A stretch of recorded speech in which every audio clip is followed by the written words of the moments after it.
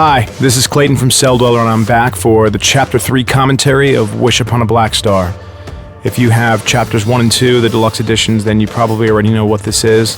These are those big files at the end of the list that you probably deleted or never listened to on your iPod or whatever the heck you use to listen to your MP3s, or, you know, nobody listens to CDs anymore, come on. So, I'm going to step through all my beta sessions demos that I'm releasing to you guys in the Deluxe editions for the Lucky One and for Tainted. And these date back to 2004 is when some of these started. And, I figured what better way to humiliate myself than release demos of stuff that I never really wanted anybody to hear to begin with. But somehow or another I kind of got talked into doing this, and here it is. So I hope you enjoy the blabbering that's about to ensue over the next hour. And if I don't see you out on the upcoming Celldweller tour, then I guess I'll see you for Chapter 4. Peace.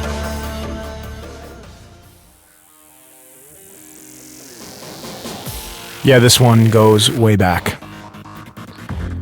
And I kind of remember where I was mentally. Somewhere off in the cosmos, actually. I wasn't really sure what I wanted to do musically, and I was just writing lots and lots and lots of demos, and most of it was just stuff that I probably would never release, probably never finish. And this was one of them, but there was an element to this that I kind of liked. It was the I Am chorus idea, and later I would just take that idea and basically rewrite, 30 different choruses to kind of finally end up with the one that I have on Chapter 3. So it's kind of going here for a verse type deal, where I was just kind of keeping it monotone. I was big into psytrance at the time, Goa, psytrance, that kind of deal, and I just was into the idea of just a monotone bass line, 4-on-the-floor kick, and vocals that just kind of droned over the top of it. Again, my head was in the cosmos, wasn't really sure what I was doing, so I was just experimenting. But a lot of these turds I later would polish into something that would become a shiny Blackstar.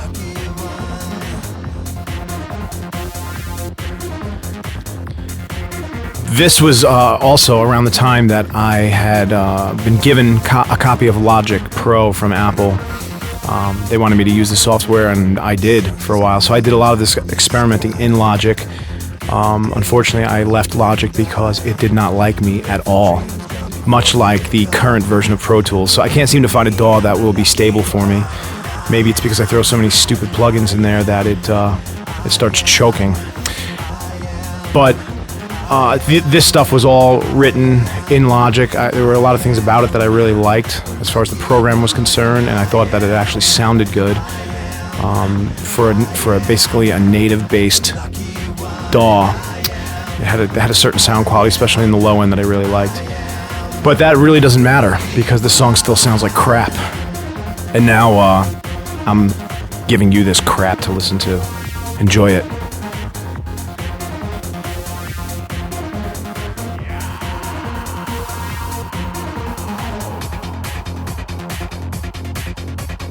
Little Vanguard arpeggiator there. I really loved that synth at the time, for sure. I still use it a lot, but back then it was just kind of finding the right arp and plugging it in. And thankfully this track is almost over.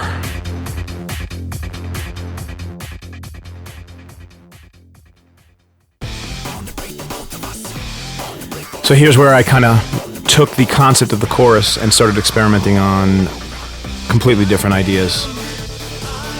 And this ended up being some kind of offbeat thing, and not really sure if it's evident, but there are guitars in there, and I try to do this kind of offbeat guitar kind of stab. I know what I imagined, and it certainly did not translate. Again, like many of my demos, they just get me somewhere in the ballpark of where I want it to be, and I will tweak it to death until it's finished. You can hear certain elements, though, that definitely survived the demoing process all the way to the final version. So here's the bridge, or the beginning of what ultimately became the bridge. And again, conceptually, I kept a lot of the ideas. Like, I liked the idea of this delayed vocal.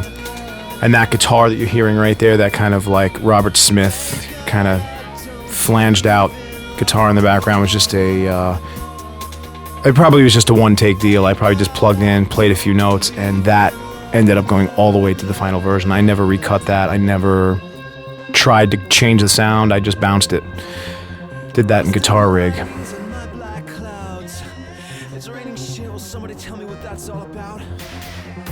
Obviously, the lyrics are a little bit different. I thought that Raining Piss was much more exciting than Raining Shit. Actually, they're not. Neither of them are really exciting, but I guess if you had to pick one, I mean, come on. Well, which one would you pick?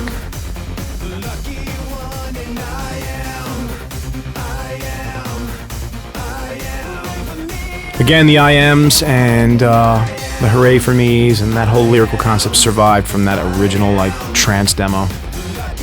Always liked it. Still doing the offbeat thing, except I had this kind of like EBM synth, kind of just 16th note thing going. The progression, the melody was something that I had almost all the way up to the end of the final version, and I ended up changing the chorus completely. But this chorus lasted for a long time before I finally was like, yeah, you know what? I hate this.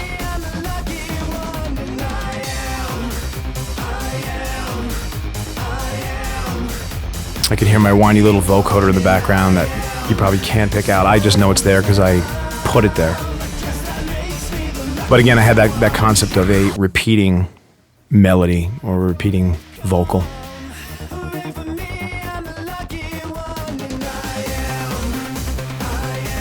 This is when I started getting into different types of electronics, started experimenting with different bass sounds, and instead of 16th notes, although we've got those up in the top end, I was trying to experiment with like an 8th note bass line with kind of a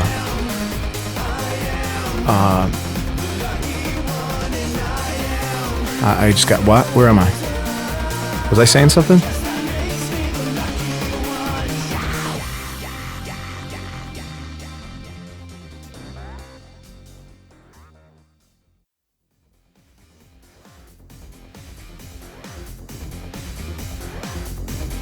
There's my Virus 16th note deal in the bridge.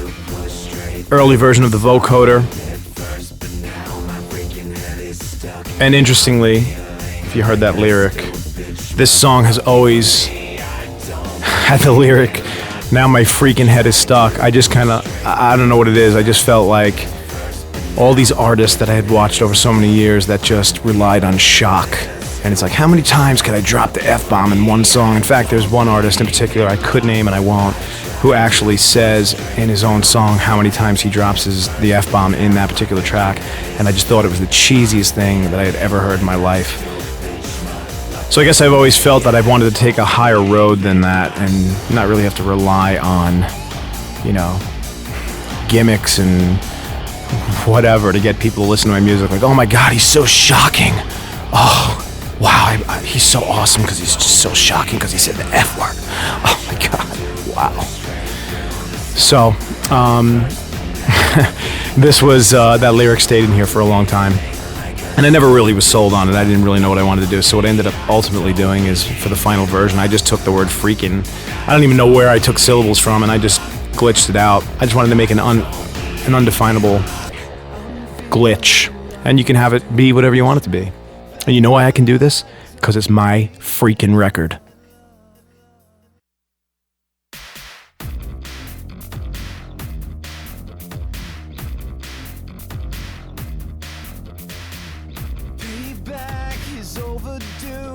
Wow. Do I really sound that whiny? Someone has to remind me why I'm putting this out there again. Why would I humiliate myself like this? So, I'm trying to remember, but this may be the first time we actually heard some semblance of an intro, which really ended up being a template for how the song was to start anyway. This started with the bass line, and I had that almost up to the end as well. That was an element that just lasted all the way up to the end, and I was like, you know what? I don't really love this bass line starting the track. In fact, it ended up becoming, I think, 8 bars or less in the track. Ultimately, that original bass line, it just follows the first chorus. You come out of the first chorus, you hear the bass line, and it's gone.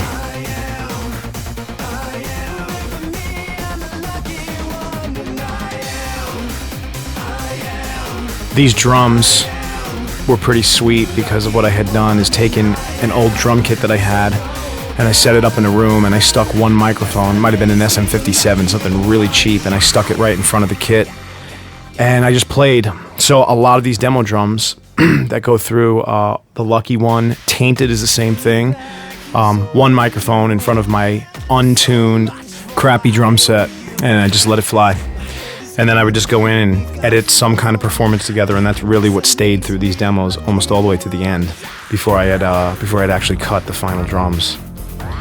It's almost a little weird to get the final drums cut and hear them actually sound good because I was so used to the crap drums. I was almost like, maybe we should put a distortion plugin on these. I don't know, something.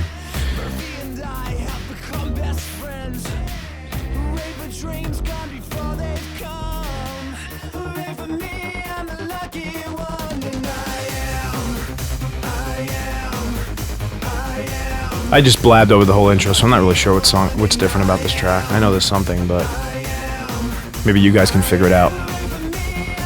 Create a forum and kind of compare notes or something, and that way I know what I did in my own demos, because I don't even remember. You have to consider that I've been doing my best to try to forget these demos now that I'm onto the real thing, and these are just reflections of what the songs were.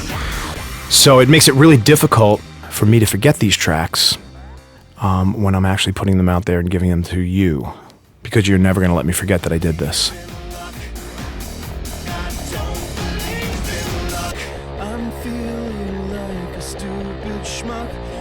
I'd always loved that bass sound right there. It was just I can't remember what I did. It might have been a bass right through the Big Muff or my Big Muff pedal. I'm not really sure, but I always liked it.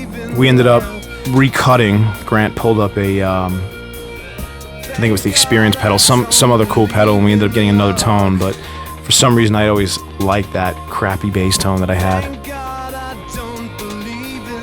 And there's that same Robert Smith guitar. Rusted linings on my black clouds. It's raining piss. Will somebody tell me what that's all about? Wish on a black star until it comes. Hooray for me, I'm the lucky one.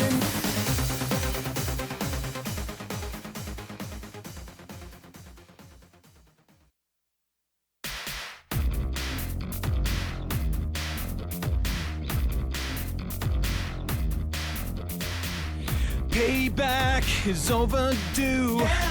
So much for So I'm hearing final vocals in here, and we may have had final vocals in the last couple of versions. I wasn't really paying attention. But these are, I can tell by the stacks and everything else that these are the final vocals. You'll definitely notice in the earlier versions I had the yeahs and the core, the I ams and all that. But you can tell it was only a few vocals as opposed to the huge stacks that I ended up with at the end. Which thank you to many of you who participated, because your voice is in the final song. That way I didn't have to sing it a few hundred times. You guys helped me out. Saved me a lot of work. So those are my stacks. There's probably like 20 or 30 of me there.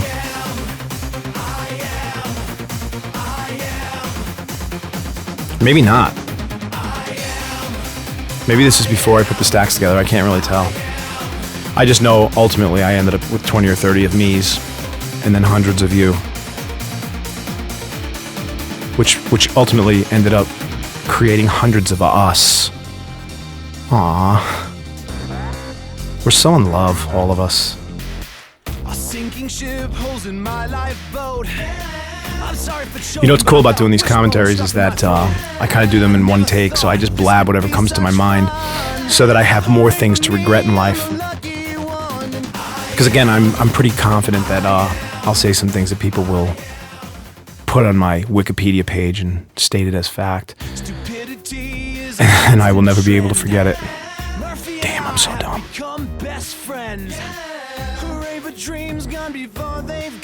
Okay, so here, I think I'm hearing the beginning of like me stripping out that intro because there was no bass line in that intro. Oh, totally different chorus too. This is when I said, hey, EBM synth, you're gone. What am I gonna do? And this was my stabby rock attempt, and I it didn't take very long for me to realize that I hated it. This survived the trip. That second half, this is where I came up with the chords and the kind of concept of opening up that second half of the chorus.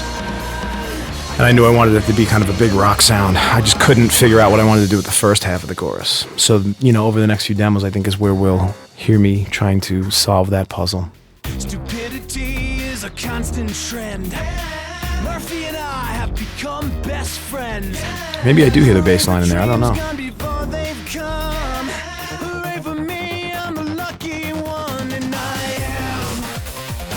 There we go. That was when I finally had done something that I felt was modern and relevant. I had been listening to that stupid 16th note thing for so many years. I needed to do something completely different. And I ended up programming that thing out, and I was like, okay, this is the direction I want to take this track. Even though that's ultimately not completely what it ended up being, it definitely set my course.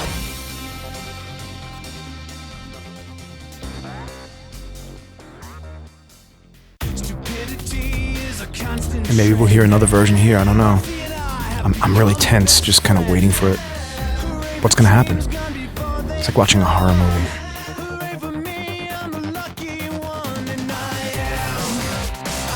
Oh, wow, what a disappointment. It's like so many of those old films that are getting remade. You go and watch it and go, oh, what a disappointment. God help us, I heard they're remaking Escape from New York, and if they screw that up, I will cry for a very long time. So whoever's directing that film, please don't screw it up.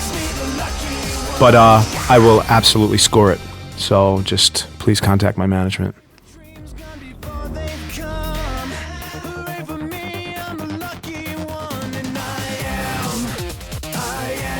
There it is. So I'm back on that tip. Much more in the world of what I wanted it to be. That was the idea that ended up surviving. What I ended up doing is I write and I write and I write. I bounce ideas to my iPod, listen to them while I'm driving, I listen to them at the gym, or wherever I have 3 minutes in my life where I can actually listen to music. And then there just comes a point where it snaps and I go, this sucks, and I know I have to change it. Sometimes that's very immediate and sometimes it takes a few days. And then there's other times where I go, okay, I hear where this needs to go. I'll keep that and I'll move this around and get rid of that. So I knew that idea was going to work. I just had to figure out the exact combination.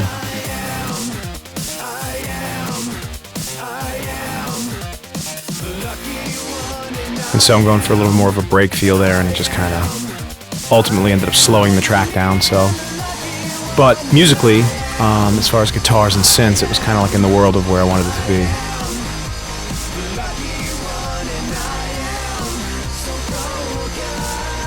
Obviously different lyrics. That particular line, the so broken, has been in there from the very beginning. So we're listening to final vocals, I think, for the most part, but in the choruses, I didn't finish the chorus until a few weeks before it actually got mixed.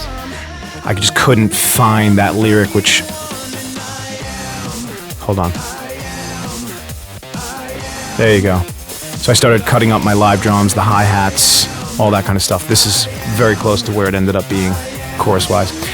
So I was just saying that that line, so broken, it just felt like I was trying a little too hard to be so dark. And I've got this song where I'm being the sarcastic prick I normally am, and there is certainly a comedic edge to this, and in my mind at least, because I know I'm being sarcastic all the way through this, and I've got this like so broken, like, oh God, I'm so broken. So I knew I ultimately wanted to go with something that was a little less morose and serious, because this song is a lot less serious than I normally write tracks. And so I ended up with I am a comedian, the joke's on me, I'm the lucky one. And then ultimately ending it with I am only human. I guess that makes me the lucky one. So we're all the lucky ones because we're all human. Shit happens. Deal with it. Like raining piss and stuff. Which reminds me of the time I was on the boardwalk in Atlantic City, New Jersey, with my friend Chris Angel, who will tell you that story if you ask him. I hope he doesn't. But yeah, Siegel shit right on me, right out on the boardwalk, and it was funny for everyone else. I didn't think it was funny at the time, but I think it's funny now. Actually, I did think it was funny at the time. But it's moments like that that kind of inspired the lyrical direction of this track.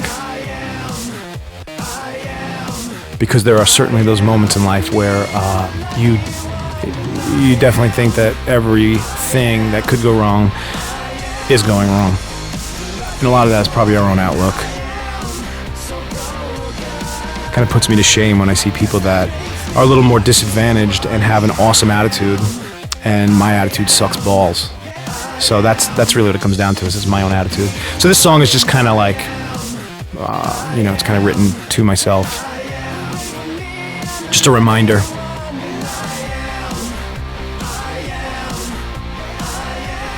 I'm not even really sure anything I just said made sense, but like I said, this is all in one take, so you can sort it out. Snip this up and rearrange the pieces until I say something that makes sense. It's cool with me. Make sure to email me a copy so I know what I'm saying. Okay, intro. So this is new beat ideas. The bass line's still in there, but this is when I started experimenting with starting with a much different beat. I knew the beat that I had in the original demos was just temporary. I probably just grabbed that off a sample CD somewhere, or it was all about just kind of getting the vibe of the track. I don't pay too much attention about where things are coming from initially, as long as it serves its purpose. I have a suggestion too for any of you who may decide to do anything like this in the future. When you record yourself, don't ever listen back to it, because then you're going to want to erase everything you just did. Because I just did that, and I want to just erase this entire commentary track and maybe put some like Egyptian flute music, like kind of over the whole commentary track instead. I think that'd be much more exciting. But I don't really know any Egyptian flute music. I'm not even really sure if that exists. I don't even know if anybody has a flute in Egypt. If anybody knows an Egyptian with a flute, email cellmate@celldweller.com with a photo of an Egyptian playing a flute, and we'll give you like a free Celldweller download, something. I don't know. I'll let management deal with that.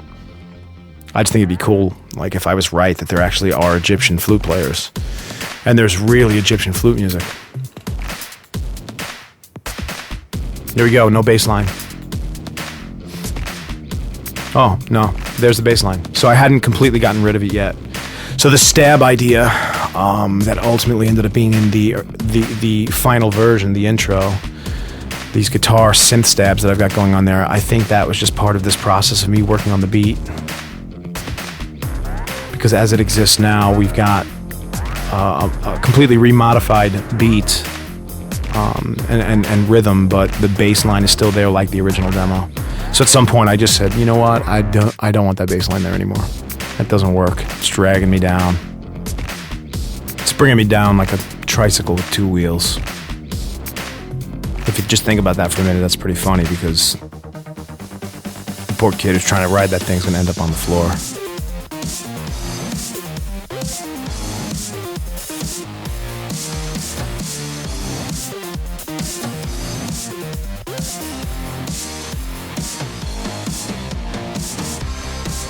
For some reason this is instrumental. I'm not really sure why.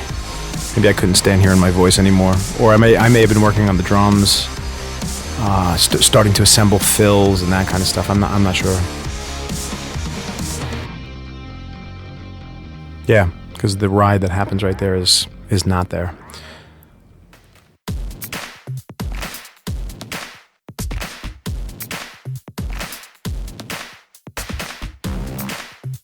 There it is. The beginning of the end.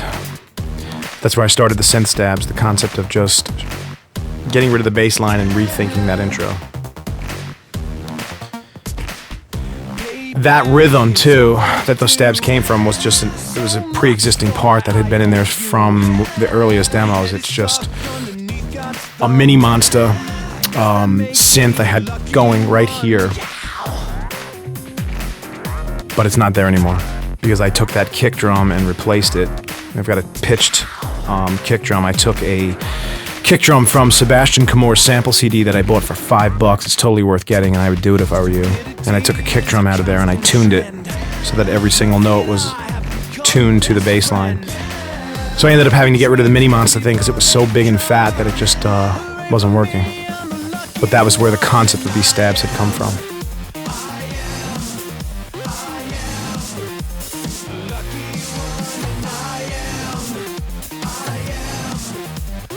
Yeah, I'm hearing a lot more drums in this right now than actually made it to the final version. I tend to overdo things, and then I have to go back and scale down. So I end up with, 180 tracks of stuff, and then I have to start sifting through it and going, okay, I don't need 11 hi-hats, and I guess it's a little excessive to have 46 kick drums. One probably will do fine. Especially for those who've listened to any of my earlier works, pre-Celldweller. Holy crap, what the hell is wrong with me? I'm feeling like a stupid schmuck. Thank God I don't believe in luck. Thank God I don't believe in luck. I'm not sure what's going on here. I have a feeling this is probably going to lead into the final verse, which will lead into the final chorus, which is just the full-on straight chorus that you've heard a few times already in this track. The chorus, as it ended up in the final version, didn't come until later. Somewhere in one of these demos, you're going to start to hear the beginnings of that. Actually, one of my favorite moments in the track is that final chorus where it just breaks down, sidechain bass and synths, and you and me singing together. Such a beautiful thing.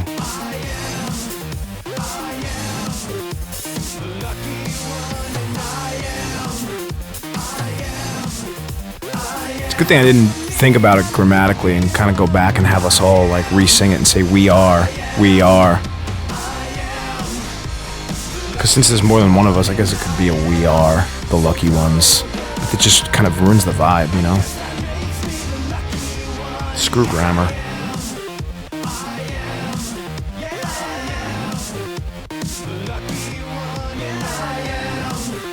There are my kick and snare that underlie the chorus with no live drums on top of them.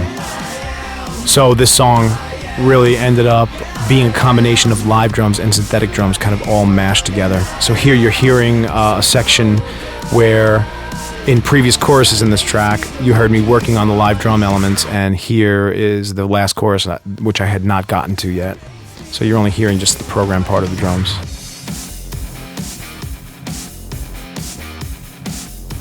Wow, that's kind of naked.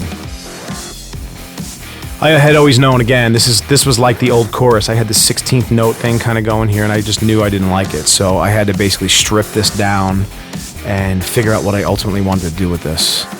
So that's only a few of the elements. It's some of the guitars and maybe bass. There's that 16th note thing right there. It's a smaller version of it. No vocoder right there. Somehow I muted it or forgot about it because it's in the earlier versions. There's my happy bass line that I love, or bass sound.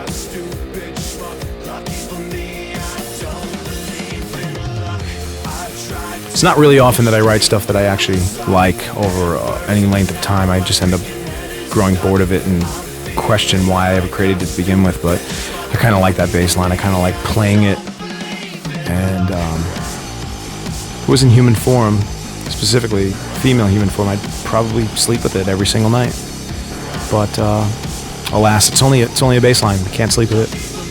Can't even make out with it. Can't do anything. I just listen to it. So hopefully one day I will make more music that I want to make out with and ultimately sleep with. But as it stands right now, it's just like this bass line and maybe a few other parts in this track.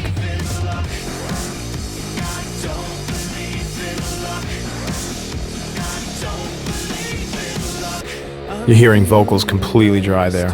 No processing. So, yeah. I mean, I guess it's not really a big shocker because you're going to get the remix stems anyway if you want to. You can download all this stuff, all these little stems. There it is, still with the demo vocal. So broken. So we're getting like late in the game here. and I still hadn't changed that vocal. This is when I started programming out some different sounding 16th note parts in this bridge, which ended up becoming this tiny little sound that got buried in the mix. I ended up going into like Reese's and guitar tones and big, like dubstep wobble type things.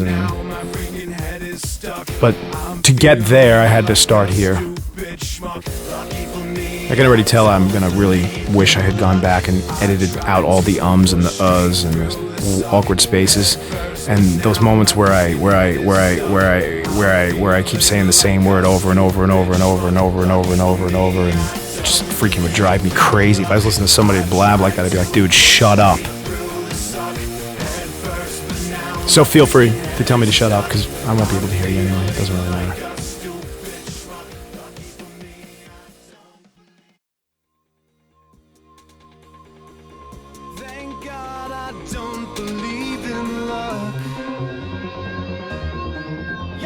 So let's see if this takes us into the new chorus idea. We'll know in a minute. Actually, much less than a minute. We'll know within a few seconds. It's going to happen soon, though, because we're getting close to the end of these demos.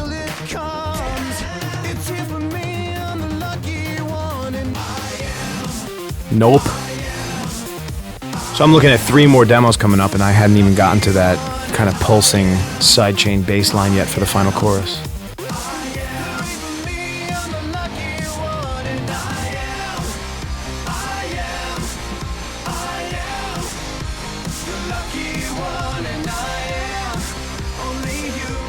Oh, there it is. The final lyric. I guess somewhere between the last demo and this one, I had finally decided to write the lyric and sing it. Hooray for me.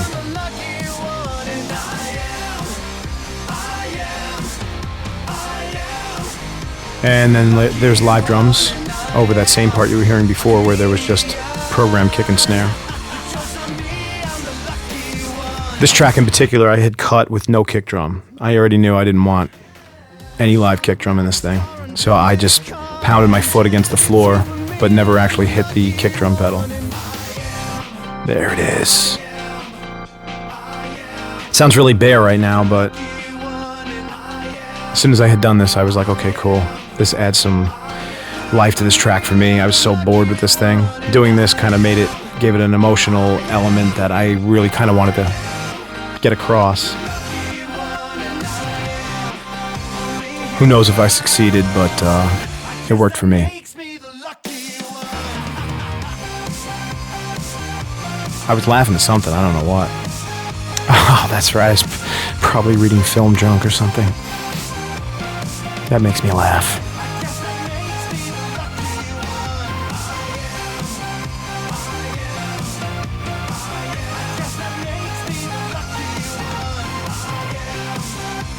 And there's kind of an early reference to those pads at the end. That melody. I kind of banged it out and listened back to it and was like, yeah, you know what? I don't know if maybe that's just too simple. And there is the bane of my existence. I can't seem to just let a simple idea stay simple. I have to complicate it. Which is why there's only about 6 or 8 of you that actually can understand my music and listen to it. It was rumored that most everyone else who had tried to listen to my music had been committed to institutions. So I guess Celldweller has become the leading cause of schizophrenia in the world. So if you're listening to this and you're not schizophrenic, congratulations, you're one of the few survivors.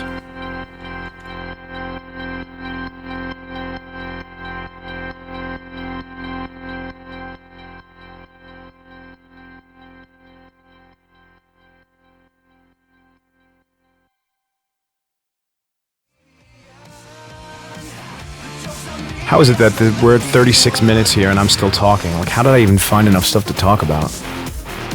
I can't even go back and listen to this because I don't even want to know what I said. But like I said earlier, somewhere in here that I'm pretty sure you'll remind me.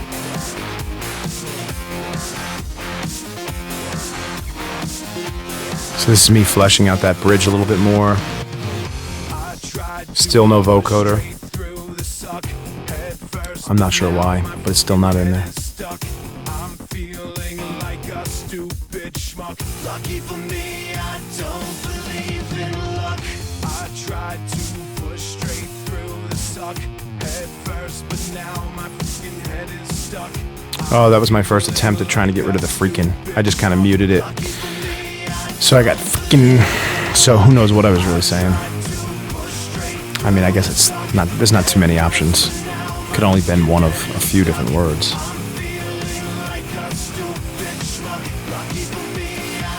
But it ended up feeling distracting, I think. So I decided to go in a more edited direction. And then you can kind of figure out what it says. I don't know.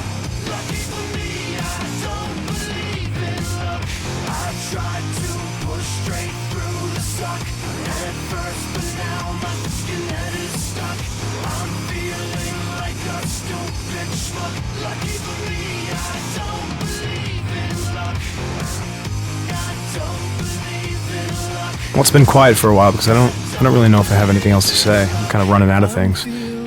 I could talk about how I saw Inception last night, but I probably won't. But it depends. If I have nothing else to say here in the next minute or so, then I might have to start talking about that.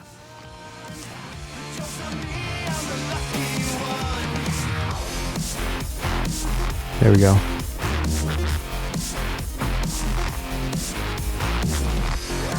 This is when I started fleshing this thing out a little more with some cooler sounds.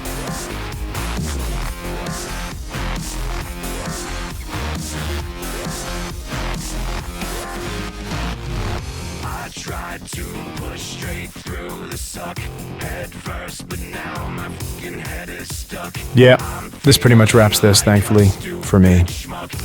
I'll see you guys over at Tainted.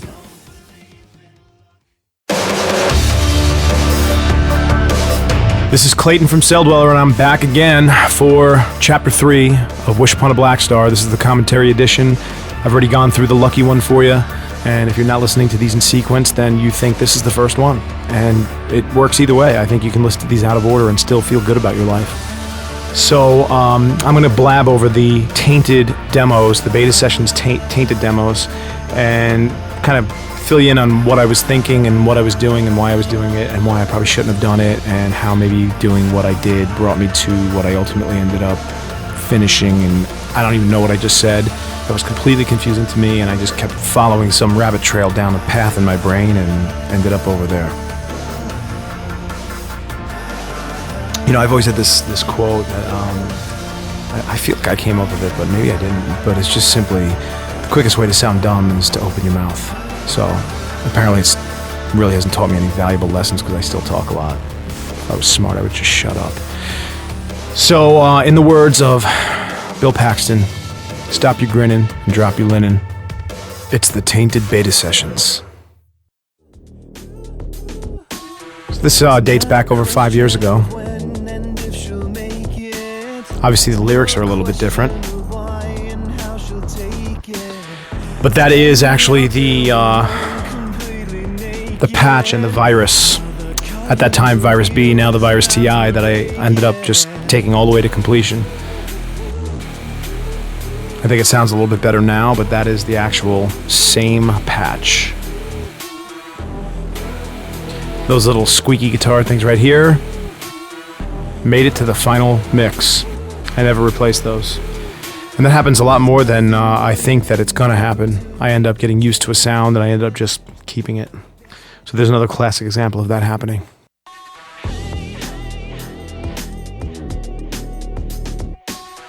Again, I'm hearing sounds in here that made it to the final mix.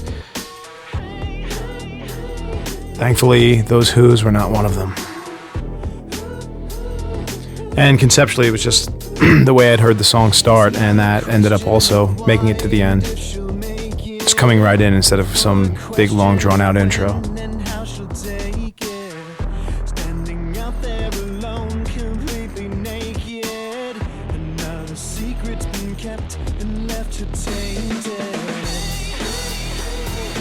And there are those crappy drums I referred to in the lucky one.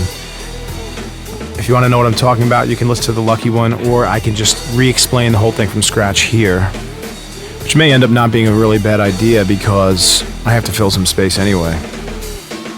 Because if you listen to the Lucky One commentary, I just end up blabbing about random things because my brain kind of heads off into a different direction, and I've got 35, 40 minutes of music I gotta speak over. What's cool is I end up turning into this drony, monotone vocal voice thing from the future that just keeps filling every single space in this entire mix with some sort of syllable that will ultimately put you to sleep. What was I saying? Right, drums. So I ended up putting an SM57 or some cheap-ass mic in front of my drum kit in some room in my house when I was demoing these things many, many moons ago. And I just kind of sat down, worked out a couple of parts, and recorded them in with just a single mic. Edited up some performances just so that I had a reference for kind of where I wanted them to be, and those ended up being in the demos for a number of years until I actually got to the point where I was ready to start cutting tracks and redoing them. And like I said in the Lucky One commentary as well, I felt a little weird, felt a little unclean when I cut real drums because they sounded too good compared to the crappy drums that they had cut and had been so used to listening to in the demo. I adjusted pretty quickly though and said, yeah, this is way better. It's not a question of why and if she'll make it. So pretty early in the demo process, we're into final vocal takes. These are actually the real vocals that ended up making the final mix. What it ended up being is Tainted ended up becoming one of the quickest songs I had ever written and had the least amount of tracks out of probably any song I'd ever written. Meaning any song that I've actually released to you. I'm sure I've written songs with 4 tracks in them, but thank God above that nobody has access to those files because they probably are absolutely horrid. So this ended up being, 60 or 80 tracks or something like that of just little synths and drum parts and vocals, but that's a pretty light session for me. So I knew from front to back early on the song was what it was. It was just good to go as far as a song. It was just more about production. How are we going to go in and produce this thing, and what were the guitars going to sound like? And I had very specific ideas of edits and what kinds of tones I wanted, and I didn't really need to worry about anything until we started cutting, so I just left it. So a lot of these early demos, there weren't too many versions of them because it had come together so quickly. And that guitar tone right there, I knew I wanted this big fuzzy guitar. And it ended up being in mix.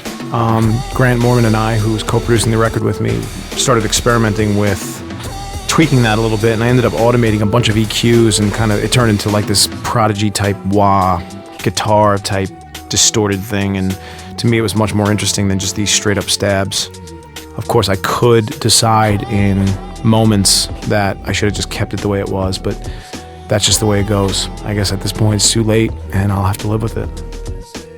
She fought them bravely until defenses caved in, pressing their teeth. Yeah, we're listening to bone dry vocals here. There's not a single effect on those things.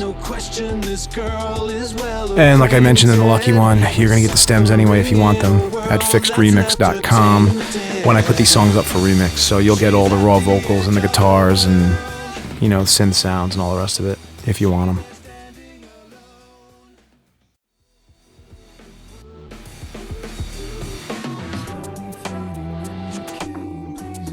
I think this is when I started experimenting with different drums. We may have heard those already, I don't know. I do know that the original demo was just a couple of loops that I had chopped up and some other sounds I had programmed, and that pretty much was what carried this demo all the way up until the point we started tracking instruments for real.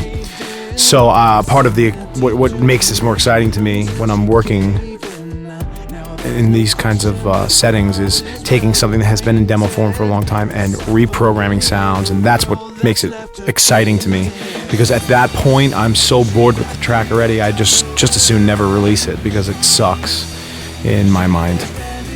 So me pulling in new sounds and making it a little fresher, it at least keeps me interested.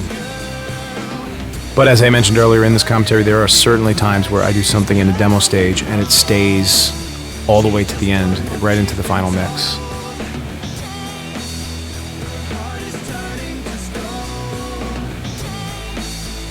You know, I feel like we're still listening to those crappy drums, in fact.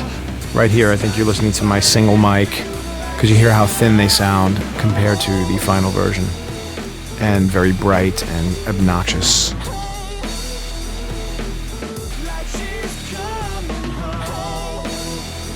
Oh, God, I'm so tired. I need to take a nap.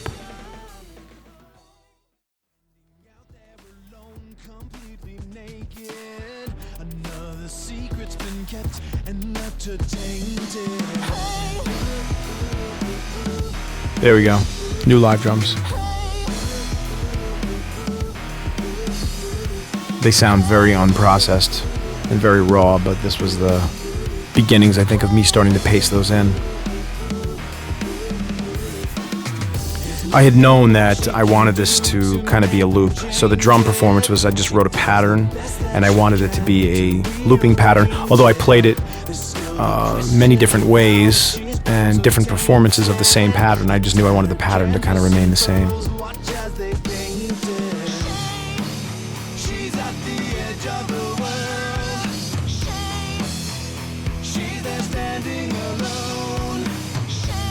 Not really hearing any bass in here. I think this was when I knew that the synth I had in the chorus was just there as a placeholder, so I had already muted that, and we went on to cut live bass for the chorus. Experimenting with beats there. That obviously did not make the cut.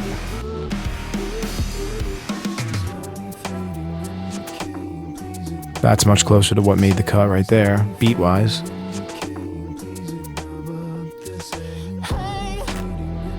That low octave in that vocal was a complete accident.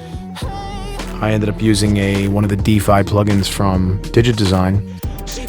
I was going to distort that vocal or do something more tweaked with it, and I just instantiated it, and instantly it threw a low sub-octave under there, and it does not sound natural. It's kind of a very synthetic effect, and I liked it. And I left it in the early demos, and of course when I end up doing that, I get used to it, and then I want to just keep it.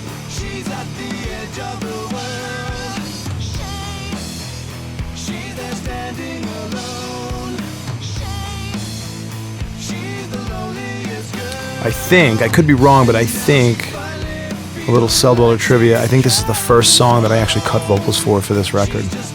The reason I know this is because when we got into mix, the vocals didn't sound great to me, like as far as sonically. We had definitely improved the vocal chain during the process, but we had to EQ this a little harder than some of the other tracks because it was a little darker than some of the other tracks were. Make sure to put that on my wiki page because that's really, really important information.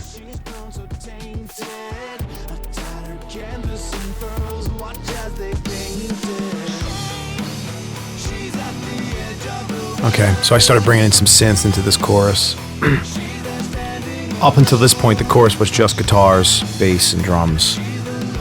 And, you know, that works for a lot of artists, but for some reason I just can't do it. I've tried. It's just so boring to me. There's so many other sonic palettes you could choose from and make something so much more interesting. But again, it comes down to simplicity versus complexity, and I lean towards the complex side. I can't help it. I've tried to change it. Didn't work. Kind of the same experience I had with my diaper.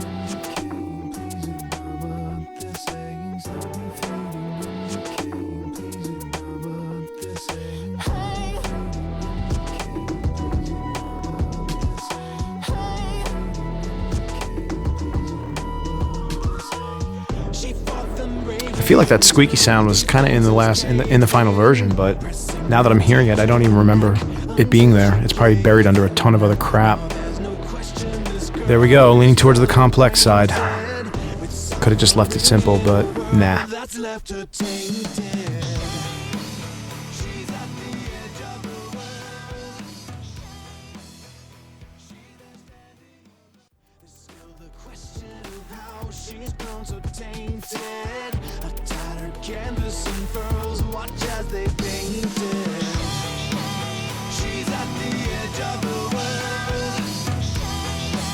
So I kind of have that synth kind of going in the background there, that bouncy melody, which I knew pretty quickly I did not like, but that ultimately ended up leading me in some direction that ended up bringing out this choir element that I ended up with in the final chorus. Ended up plugging in some kind of other kinds of pads or strings or something, and then I started going, you know what, I think this needs to be a choir. So I ended up pulling some choir elements into the chorus in addition to a bunch of other synths to create this more epic feel. I mean, I'm talking about a girl who's standing at the edge of the world, and I kind of wanted it to feel like that. Again, I don't really know if that even works. This is all that kind of stuff that happens in my own head, and it's all just done to make me happy. It's like a director talking about, yeah, I had this scene in this movie because I really wanted to, fulfill this desire, or it said this, this is what it spoke to me. And most people out there will go, well, I don't get it. She's just sitting at the counter eating a cookie. I don't get the relevance. And it's much like some of these other things I'm talking about where that's my girl sitting at the counter eating a cookie. Most people just look at it at face value and say, yeah, that's just blah, blah, blah. But in my mind, no, it's much bigger, it's much more grand.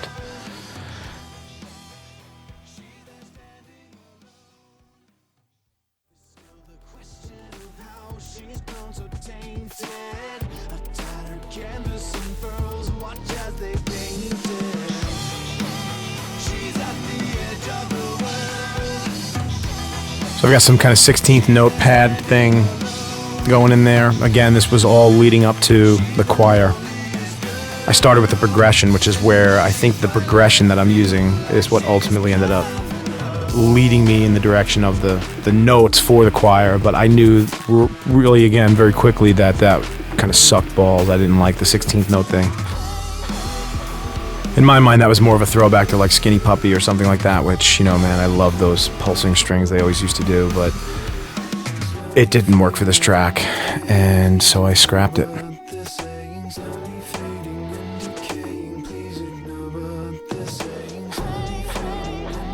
Again, experimenting with drums there.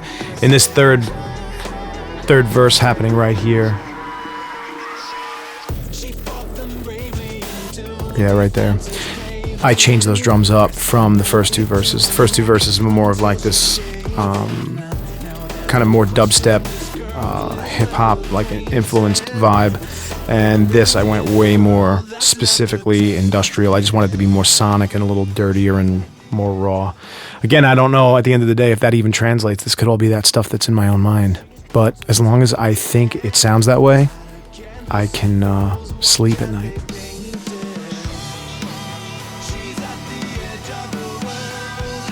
And there's the choirs, boys and girls.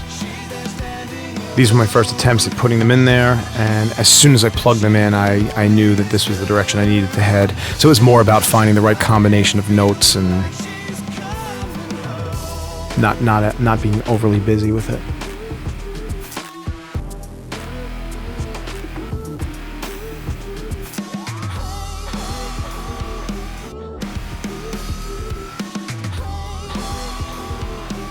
That little gap in the drums and that fill, again, that was from the earliest demos. I had cut up some drums and I moved them off the grid accidentally, and it ended up creating this little space in the mix that I really loved. And so that ended up making it to the end. And there's me experimenting with some plugins and turning my voice from this full sounding vocal into this little distorted kind of AM radioed thing. I ended up using McDSP's Futz box for that, probably some Camel Fat, and probably a couple of other plugins.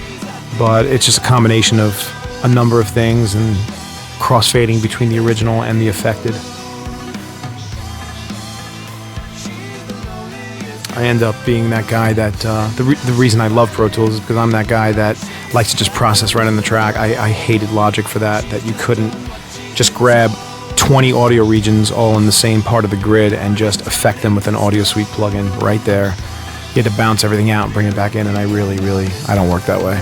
So those are examples of me just kind of taking sounds and I'm just hard committing them. I'm just processing audio directly on them, and then I create a new playlist and I process it again, and I create a new playlist and I process it again.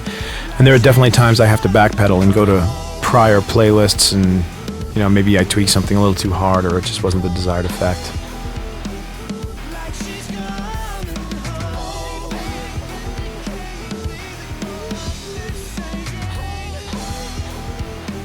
So I don't know if this is where the breakdown started. I don't think so, because it feels like it's getting really boring. This is the way the chorus always was. It just kind of kept going and then just stopped.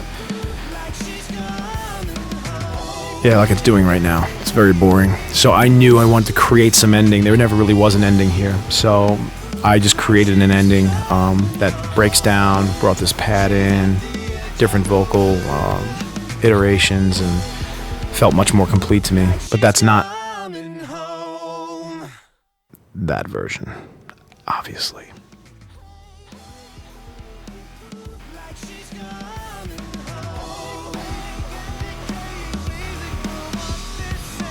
Yeah, I think this is going to be the new ending. Maybe I'm wrong. We're going to find out. Let's all hold hands and wait for it. I'm scared.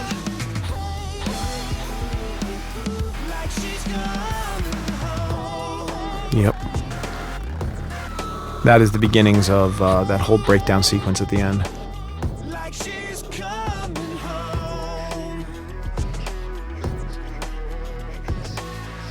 Again, I think that's Mick DSP's Futz box right there on that vocal.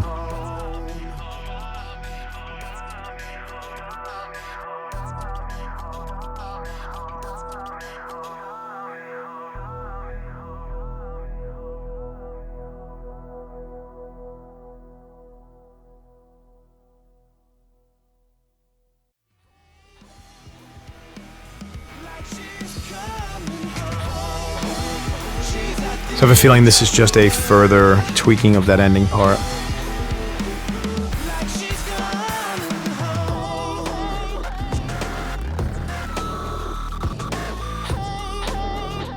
Quite honestly, can't tell. So you guys can dissect it and, like I said, compare notes. But I hope you've enjoyed my incessant blabbing as much as I have. Actually, I hope you enjoyed it a lot more, because I didn't really enjoy it at all.